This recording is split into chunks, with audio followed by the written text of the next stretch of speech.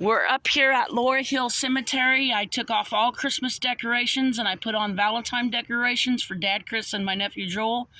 And then grave cleanup for all those in Des Moines, March 1st. So if you are in Des Moines, you need to get your loved ones' stuff off by March 1st. So after that, then we'll put St. Patrick's Day stuff up, and then Easter, and then Memorial Day stuff, I think. So, but I will show you the graves. For those out of town and that are family, we took the Christmas stuff off, and I always try to make sure they match. Of course, I didn't take my nephew's Christmas stuff completely off because I think that's Amy's, but I did put stuff on, and we try to always make sure they match as good as we can. We did put stuff on Papa Lester's grave, but it was purple flowers, and on Randy's grave, not my brother, my cousin Randy, and on Aunt Debbie's grave. But it's Daddy, and it makes perfect sense. He died of a heart attack, and February is it's CHD and Heart Conditions Awareness Month, so it just makes sense to have it out here. So it's Daddy, and that's his grave, and I got him this little heart.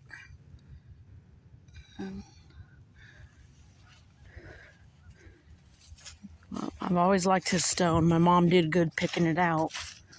And then that's the back of Daddy's grave for those out of state, since I never seem to upload them to YouTube, so you probably never see my videos anyway.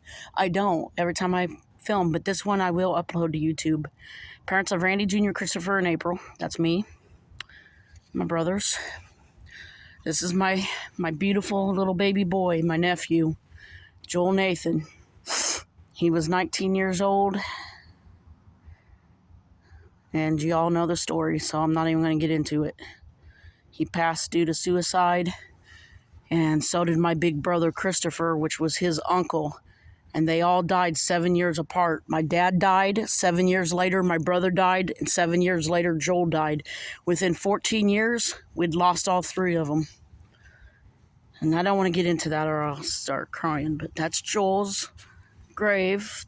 And if we go to the back, for those who, like maybe Sandy and them out of California, never seen it before, and all my friends, says Joel, son of Randy and Tanya, love beyond words and missed without measure. And that's kind of Joel's little saying. He would always say, "You're fine," so they put it on his flower pot. That's actually a flower pot, but Randy had that mounted on there, his lighthouse.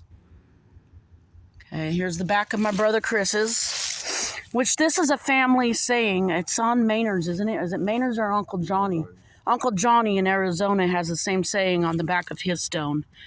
Where he met a stranger, there he left a friend. It makes sense for my dad, too. He's always talking to people. That's the back of my brother Chris's.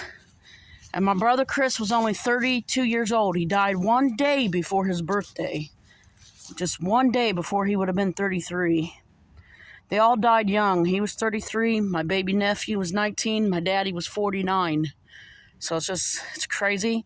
And see that empty spot right there? That's me and David's spot. When I die, I'll be right beside my brother. It was technically supposed to be Randy, Chris, me in the order of our birth. But we had to put my nephew there. So Randy's going to be down there by my cousin Cindy. So, yeah. I'm going to film a second video so this one don't get too long because I want to show you the other graves.